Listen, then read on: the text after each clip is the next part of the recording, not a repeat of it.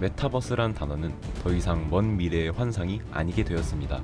현재 서점, 유튜브, 증권, 뉴스 등등 앞다투어 메타버스의 가능성에 대해 정보와 예측을 내놓고 있고 명실상부 4차 산업혁명의 반열에 오른 기술로 입성하게 되었습니다. 메타버스를 아주 간단히 요약하자면 인간이 현실 외에도 새롭게 창조해낸 세계입니다. 시시하게 들리시나요? 하지만 우리가 자주 들었던 미래 세계의 꿈, 초등학생들이 미래 그림 경연대회에서나 그리던 그 기술이 정말 가상으로서 현실을 프로그램하는 그 단계까지 섬찟 다가왔습니다. 단지 기술의 개발뿐만이 아니라 많은 사업체에서 메타버스를 실생활에 활용하여 사업을 진행하고 있습니다. 로블록스를 아시나요? 로블록스는 로블록스 코퍼레이션에서 만든 샌드박스형 오픈월드 RPG 게임입니다. 좋지 않은 그래픽과 레고같이 생긴 단순한 캐릭터들, 아무리 좋게 봐도 멋들어지고 화려한 최신 게임 그래픽들과 견줄 수 없는 이 게임은 현재 이용자가 월 1억 명을 넘어가고 있습니다. 대체 왜 이런 시시해 보이는 게임을 월 1억 명이 넘는 사람들이 즐기고 있을까요? 답은 바로 메타버스입니다. 아까 말씀드렸듯이 이 게임은 샌드박스형 오픈월드 RPG 게임입니다.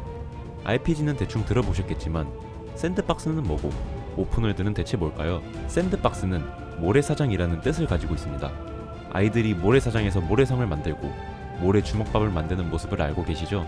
모래와도 같은 재료로 게임의 유저들이 알아서 건물과 규칙, 여러 요소들을 직접 만들어내서 플레이하는 게임을 샌드박스 게임이라고 합니다.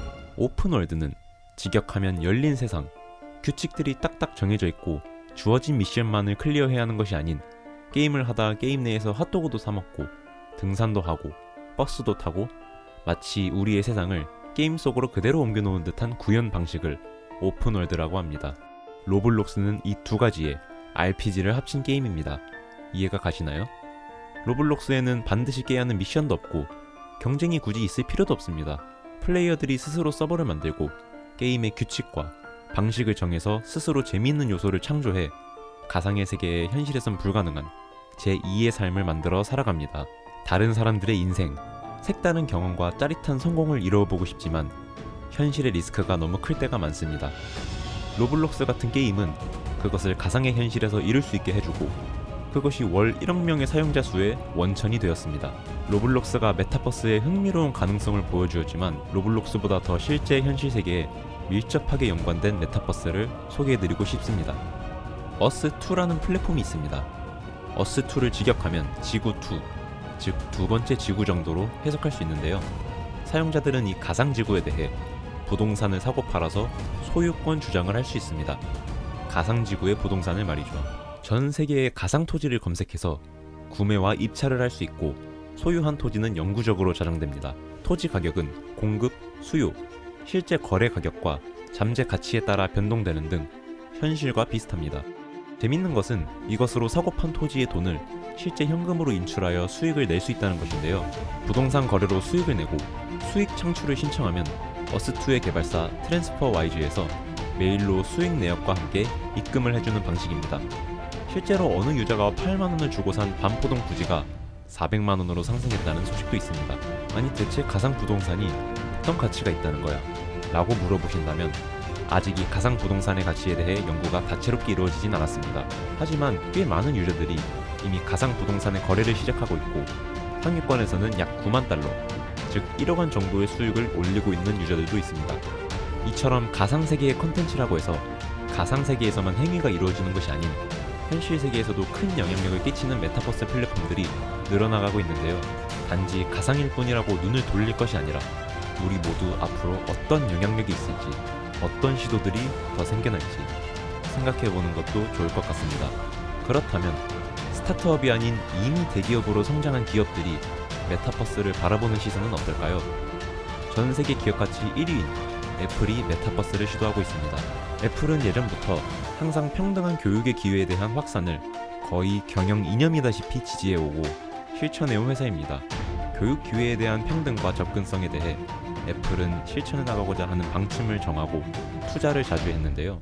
그와 관련된 메타버스가 바로 우리에게 익숙한 인공지능 비서 시리가 있습니다.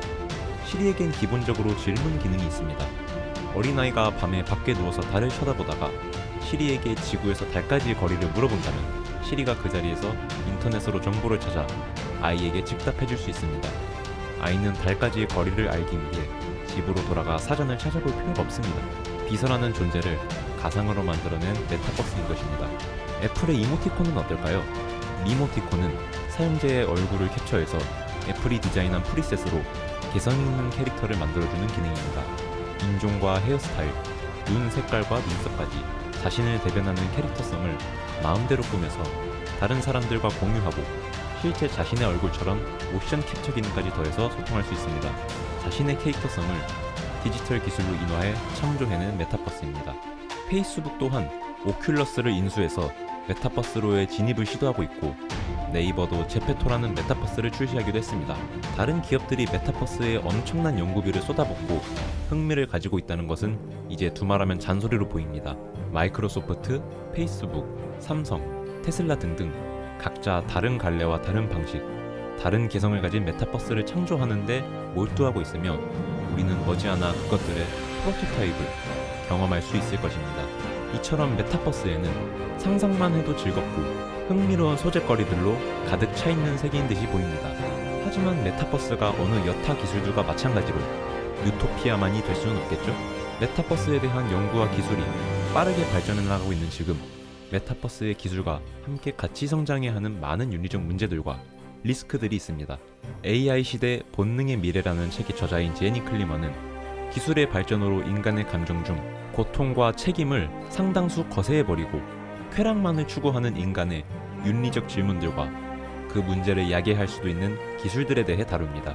김상균 교수의 책 메타버스에서는 드라마 웨스트월드를 예로 들면서 메타버스 안에 AI를 상대로 윤간을 저지르고 그 상대가 AI라는 이유로 아무런 책임을 지지 않는 인간상을 보여주며 이런 책임없는 쾌락의 보편화가 옳은 것인가에 대해 질문하는데요.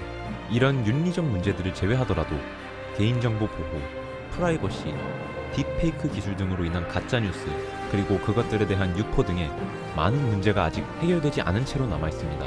메타버스가 앞으로 우리의 생활에 깊게 관여할 것이고 메타버스로 인하여 새로운 시대가 열릴 것 같은데요. 그에 따라서 우리는 여러 리스크들을 주의 깊게 생각하고 감당할 수 없는 부작용을 만들어내는 일은 없도록 노력해야겠습니다.